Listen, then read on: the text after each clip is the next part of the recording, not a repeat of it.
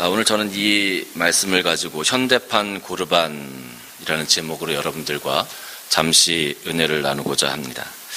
여러분, 고르반이라는 말을 들어보셨습니까? 이 고르반이라고 하는 뜻은 하나님께 구별하여 드린다라는 의미가 있어요. 하나님께 구별한 선물이라는 의미가 있어요. 이 고르반의 의미는 사실 굉장히 좋은 의미입니다. 예를 들어서 우리가 하나님 앞에 주일 헌금을 하는 것을 한번 생각해 보십시다. 주일 헌금을 할 때 우리가 일주일 동안 하나님을 생각하면서 그 헌금을 잘 준비해서 주일날 드리는 것과 주일날 와서 그냥 지갑을 열어서 우리가 하나님께 헌금하는 것과 어떤 것이 하나님께서 더 기쁘시게 받을 만한 헌금이겠습니까? 아마 전자일 것입니다. 우리가 일주일 동안 하나님께 드릴 헌금을 미리 준비하고 하나님을 생각하는 마음으로 그것을 준비해서 주일날 헌금을 드린다면 아마 하나님께서 더 기쁘시게 받지 않으실까 생각이 듭니다. 왜냐하면 거기에는 사랑이 담겨 있잖아요. 거기에는 우리의 정성이 담겨 있기 때문에 그렇습니다.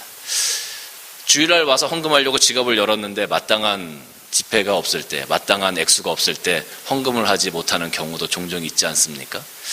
그래서 미리 그 헌금을 준비하는 것은 굉장히 좋죠. 예전에 우리 부모님들 같으신 경우는 헌금을 하실 때 주중에 지나시면서 새 지폐가 있으면, 새 지폐가 생기면 항상 그걸 성경책에다 이렇게 꽂아 놓으셨던 것을 제가 기억합니다. 성경책에 꽂아 놓고 엄마 그거 왜 거기다 놓으세요? 그러시면 이거 하나님께 헌금할 거야. 새 거니까. 이렇게 제게 말씀하셨던 기억이 나요. 어떤 분들은 시장에서 일하시는 분들은 지폐를 받으셔가지고 개 중에 제일 나은 것들을 딱 갖다 놓으시고 주일날 아침마다 거기다 다림질을 하셔서 빳빳하게 만드셔가지고 헌금하셨던 그런 기억들도 있습니다. 이 고르반이라는 것은 하나님의 것을 먼저 구별한다라는 의미에서 굉장히 좋은 의미가 있다고 할 수 있습니다. 그런데 이 고르반은 사실 성경책에 나오는 하나님의 말씀은 아니에요. 하나님의 말씀이 아니고 오늘 여기 그 성경을 보니까 장로들의 유전이다 이렇게 기록이 되어져 있어요. 장로들의 유전이다, 이게 뭐냐면 유대 사회에서 신앙을 도울 수 있는 좋은 행위들이나 좋은 규칙들을 자기들 나름대로 이렇게 어른들이 만들어 놓은 겁니다. 그래서 그것이 성경에 있는 것은 아니지만 우리가 그런 어떤 규칙들이나 그런 행위들을 할 때, 행동들을 하게 되면 신앙에 도움이 된다라는 거예요.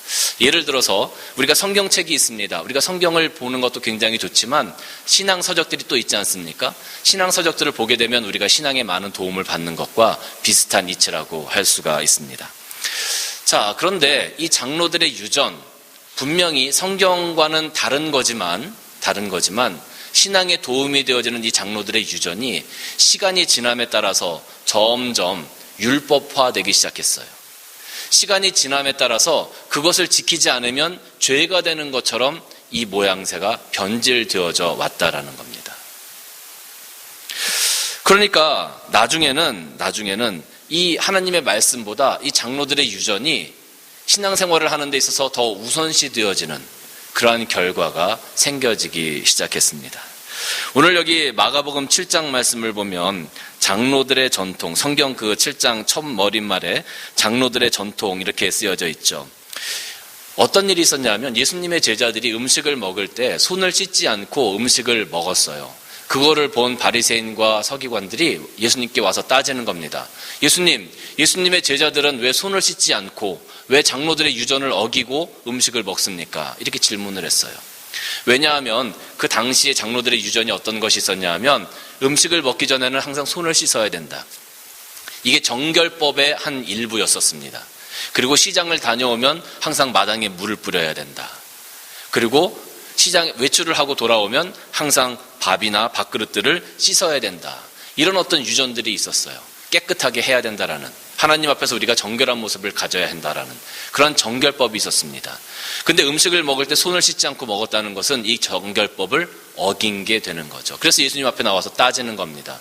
왜 장로들의 유전을 지키지 않습니까? 그러니까 예수님께서 오늘 9절 말씀을 뭐라고 하냐면 또 이르시되 너희가 너희 전통을 지키려고 하나님의 계명을 잘 저버리는도다 그랬어요. 이게 무슨 말입니까? 10절부터 말씀을 보면 거기 나와 있어요.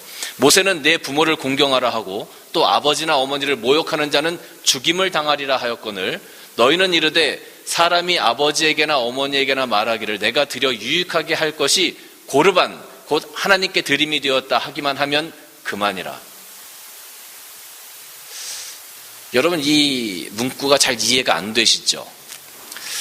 무슨 말이냐 하면 고르반이라는 것은 하나님께 구별해서 드리는 거라고 제가 아까 처음에 말씀드렸어요.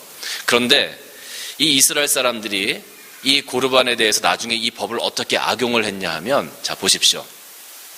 내가 하나님께 드려야 될 것이 하나가 있습니다.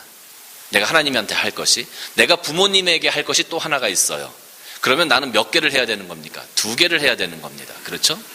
그런데 이 이스라엘 사람들이 어떻게 이 법을 악용했냐면 부모님께 드려야 할 이 하나를 하나님께 드리는 거예요. 하나님께 마땅히 드려야 할 것을 드리지 않고. 그러면 나는 하나님께 드려야 될 것 하나, 부모님께 드려야 될 것 하나, 2개를 해야 되는데 부모님께 드려야 될 것을 하나님께 대신 드려요. 그리고 고르반이다 이렇게 얘기를 해요.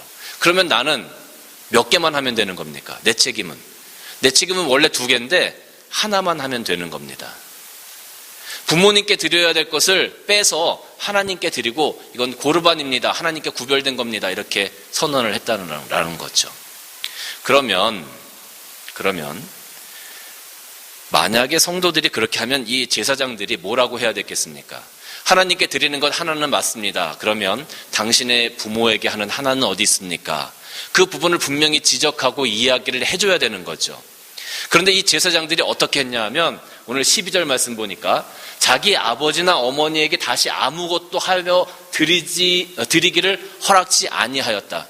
그러니까 하나님한테 할 걸 했으니까 당신 부모님한테 하지 않아도 됩니다. 당신 부모를 그렇게 잘 부양하지 않아도 됩니다. 왜? 이미 하나님 앞에 할 것을 했기 때문에. 이 고르반이라는 법을 사람들이 악용하기 시작한 겁니다. 사실은 우리가 하나님께 해야 될 것 하나를 하고 내 부모님께 해야 될 것 하나를 감당해야만 하는 겁니다. 그래서 2개를 감당해야 하는 것이 마땅한 겁니다. 그런데 사람들이 그렇게 하기가 싫은 거예요. 그래서 부모님께 드려야 될 이 하나를 하나님께 대신 드리면서 고르반이다. 나는 더 이상 가진 게 없으니까 내 부모를 섬길 수 없습니다. 그 부분에 대해서 교회와 제사장들이 그를 억셉해줬다는 거예요. 받아들여줬다는 거예요. 그러니까 어떤 일들이 벌어지냐 하면 사람들이 자기 부모를 부양하려고 하지 않습니다. 사회적인 약자들, 고아나 과부들을 도와야 하는데 도우려고 하지 않습니다. 그냥 하나님 앞에 그것을 대신 드려놓고 이건 고르반입니다라고 얘기하면 그걸로 자기들의 어떤 책임과 의무를 다한 것으로 생각하기 시작했습니다. 우리가 하나님께 해야 될 것이 있고 사회적으로 내 이웃들에게 해야 될 것이 분명히 있는데 이 이웃들에게 해야 될 것, 가족들에게 해야 될 것을 하지 않고 이것을 대신 하나님께 하나 드리면서 내가 할 걸 다 했다라고 이야기했다라는 거죠. 참 재미있는 사실은 그래, 만약에 그러면 당신이 3개를 가지고 있으면 하나는 하나님을 위해서, 하나는 가족과 이웃을 위해서 그렇게 할 걸 당신이 고르반이라고 했어요. 그럼 하나가 남지 않습니까? 그러면 그 하나를 가지고 섬기면 될 것 아닙니까? 그러면 사람들이 뭐라고 하냐면 이 나머지 하나는요 다음 달에 드릴 고르반입니다. 이렇게 얘기하는 거예요. 그러니까 하나님 앞에만 충성하면, 하나님 앞에만 드리기만 하면 나머지 모든 사회적인 의무, 부모에 대한 부양의 의무, 가난하고 어려운 사람들을 돌봐야 하는 그런 책임과 의무를 다 면제하게 되었다라는 거죠. 그렇게 이 고르반 제도를 악용하게 되었다는 겁니다. 저는 고르반 제도가 이렇게 악용된 데는 제사장들의 욕심이 있었다고 생각이 들어요.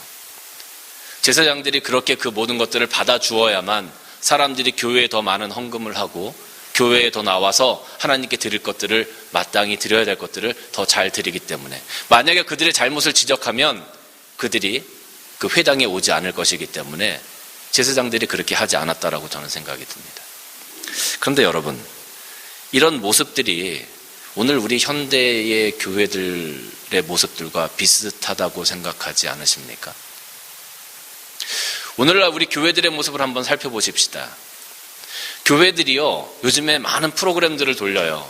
그래서 성도들이 매일 교회에 나오도록 그렇게 바쁜 삶을 만들어 갑니다. 다른 데 신경 쓸 수 없도록. 그리고 많은 헌금들을 요구하죠. 그리고 헌금을 할 때도 돈이 없어도 헌금을 하면 하나님께서 채우실 거라고 얘기해요. 당장 우리가 사용할 것도 없고 당장 우리가 이웃들과 내 부모를 봉양할 것이 없어도 하나님께 드리기만 하면 하나님께서 모든 것들을 책임지실 거라고 교회들이 이야기하고 있습니다.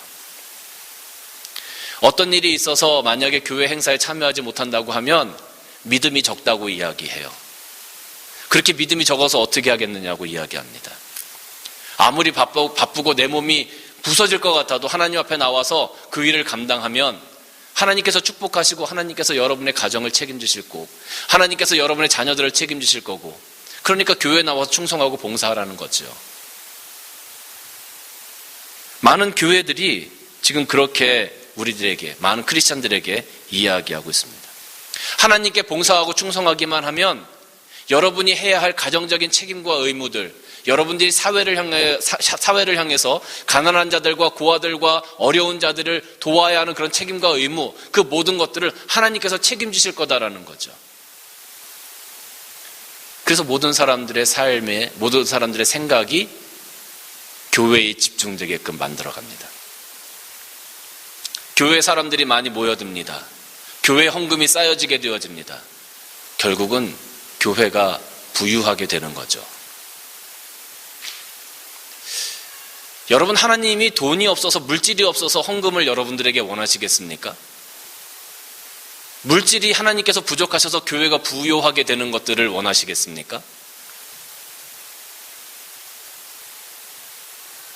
이게 하나님께서 정말 원하시는 겁니까? 아니면 교회들의 욕심입니까? 지금 뭐가 잘못돼도 한창 잘못됐다는 거죠. 예수님께서 이 고르반 제도를 바라보시면서 정말로 귀한 것, 하나님을 위해서 우리가 마음과 정성과 사랑을 다해서 우리가 일주일 내내 준비해서 하나님께 드리는 이 제도 얼마나 귀합니까? 그 근본 정신, 그거를 잃어버리고 교회와 제사장들의 사리 사욕만 채워가는 이 고르반 제도, 그걸 지금 예수님께서 아주 신랄하게 비판하시는 겁니다. 조금만 우리들의 삶을 더 들여다보겠습니다. 여러분, 교회에서 여러분이 어떤 죄를 짓든지 간에 하나님 앞에 나와서 회개하면 하나님께서 여러분의 죄를 다 용서해 주실 것입니다. 맞습니까? 틀립니까?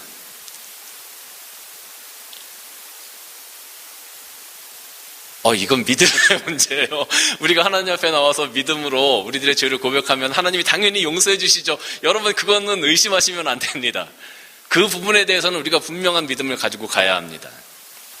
많은 교회들이 그렇게 이야기합니다. 저도 그렇게 이야기합니다. 하나님 앞에 나와서 우리들의 죄를 회개하면 하나님께서 반드시 용서해 주십니다.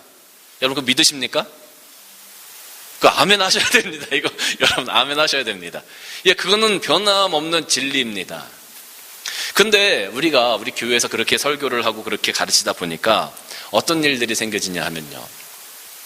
크리스찬들이 예를 들어서 어떤 사람에게 돈을 빌렸습니다. 그리고 일을 하다가 그것이 잘 되지 않아서 그 돈을 갚을 길이 없어졌어요. 돈을 빌려준 사람들의 삶이 굉장히 힘들어집니다. 돈을 받지 못하니까 그들의 삶이 얼마나 힘들겠습니까?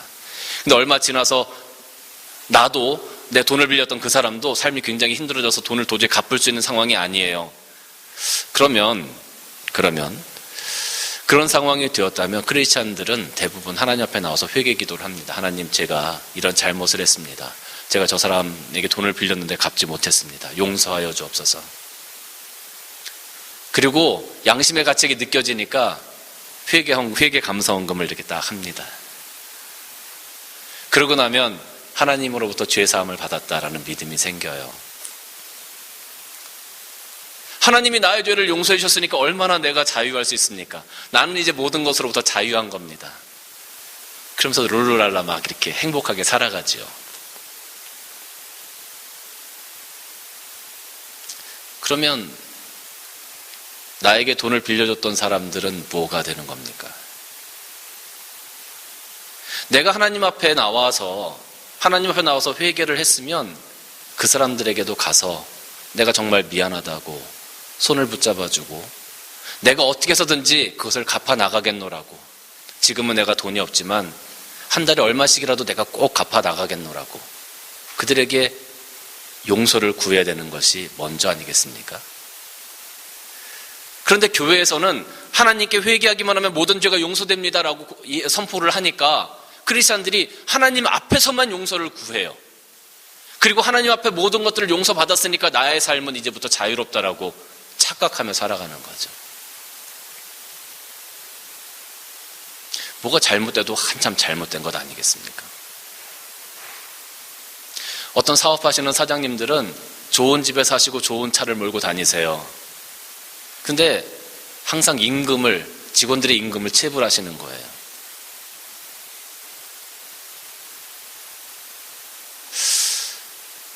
가만히 생각해보면 자기가 누릴 거 다 누리고 그리고 남은 것 가지고 임금을 주려고 하니까 직원들의 월급을 주려고 하니까 항상 모자란 거죠. 그래도 교회 나와서는 장로님이고 집사님이고 11조 헌금 많이 하는 사람들로 존경받는, 과연 이게 바른 삶이냐는 거죠. 우리가 교회에 나와서 하나님께만 우리의 할 것을 다 하면 그것으로 그만이냐라는 거죠. 교회 내에서도 많은 사람들이 이런 말 저런 말로 사람들의 마음을 상하게 합니다. 여러 가지 행동들로 사람들의 마음을 다치고 아프게 합니다. 교회에서 난 저 사람 때문에 교회 못 나가겠다고 그렇게 소리 지르고 아파하는 사람들이 굉장히 많이 있습니다. 그럼에도 불구하고 그래, 내가 하나님 앞에 잘못했다고 회개했으니까 나는 괜찮아 하면서 웃으면서 교회에서 막 이렇게 활보하고 다니세요. 그러면 그분들에게 상처받으신 분들이 얼마나 마음이 더 상하시겠어요.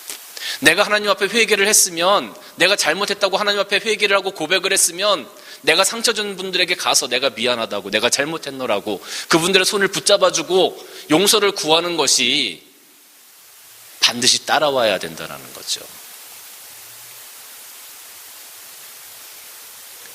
근데 요즘 교회를 가만히 보면, 제가 이 현대판 고르반이라고 오늘 설교 제목을 붙였는데 하나님에게만 하면 된다는 거예요. 하나님께 드림받이었고 고르반이라고 얘기하면 당신은 당신의 부모를 부양할 필요가 없습니다. 사회적인 책임, 사회의 약자들을 돌봐야 하는 책임과 의무가 없습니다. 그렇게 외쳤던 이 예수님 당시의 이 고르반, 이 모습이 오늘날 우리들의 삶에 그대로 녹아져 있어요. 오늘날 우리 교회들이 하나님에게만 우리가 최선을 다하면 됩니다. 그러면 나머지는 하나님께서 책임지실 거예요. 우리가 교회에 헌금만 하기만 하면 됩니다. 그러면 교회를 통해서 하나님께서 구제하시고 선교하시니까 여러분들이 구제하고 선교할 필요가 없습니다. 우리가 쇼핑센터를 지나가면서 가만히 보면, 가끔 보면 구세군 자선남비가 있고요. 또 여러 가지 도네이션을 위한 그런 박스들이, 사람들이 나와 있는 것을 보게 됩니다. 많은 크리스찬들이 아무런 생각 없이 그냥 지나가요. 사회적인 약자들을 바라보면서, 그런 구제의 모금함을 바라보면서 내가 거기에 다만 얼마라도 집어넣지 못하는 것에 대한 양심의 가책을 전혀 느끼지 못한다는 겁니다.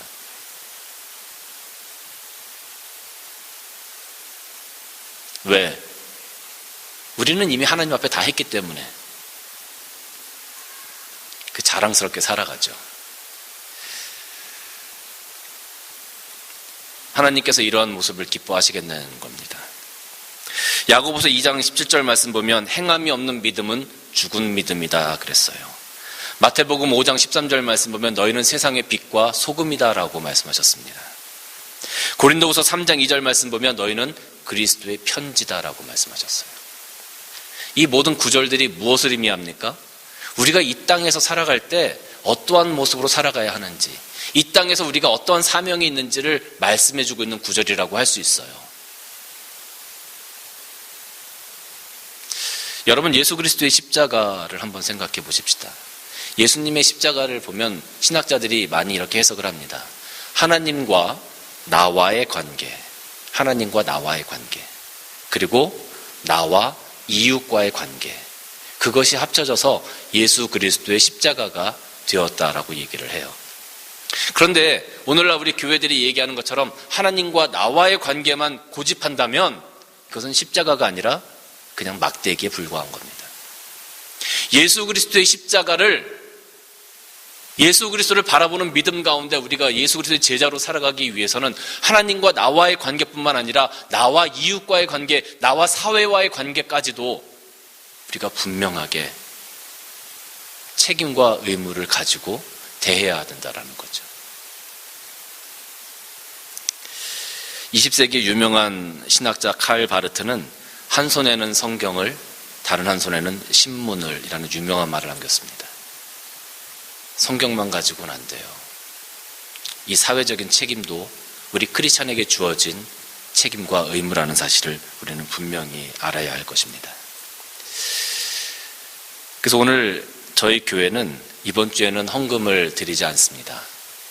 여러분들이 이번 한 주간 동안에 정말로 하나님의 위로가 필요하신 분, 또 좌절하시고 낙심하신 분이 계시다면, 여러분들 주위에 그런 분들이 계시다면 그런 분들을 찾아가셔서 식사를 함께 하시든지 차를 한잔 하시든지 아니면 작은 선물을 준비하셔서 그분들을 만나셔서 하나님의 위로하심을 전해주시는 하나님의 메신저가 되어주시는 그런 한 주간이 되기를 원하는 마음으로 여러분들이 하나님께 드리려고 했던 그 헌금을 사용하시면 되겠습니다. 사랑하는 성도 여러분, 고르반이라는 것은 참 좋은 제도입니다. 하나님의 것을 구별했다. 우리가 우리의 삶을 하나님의 것으로 구별해서 우리들의 삶을 하나님께 드리는 고르반으로 드릴 수 있다면 얼마나 좋겠습니까? 바른 고르반, 하나님께서 기뻐하시는 고르반의 모습은 하나님과의 관계뿐만 아니라 이 땅에서 나와 함께하고 있는 이웃 형제, 내 가족들에 대한 책임과 의무까지도 우리가 품는 그러한 모습이 바로 이 시대를 살아가는 진정한 크리스찬들이 가져야 될 고르반의 모습이 아닌가 생각해 봅니다. 오늘 이런 고르반의 모습, 정말로 하나님을 위해서 준비되어진 여러분의 삶을 한 주간 동안 실천하시고 또 그 하나님의 위로가 필요하신 곳에 찾아가셔서 하나님의 메신저로 한 주간을 살아가시는 여러분들 되시기를 주님의 이름으로 간절히 축원합니다.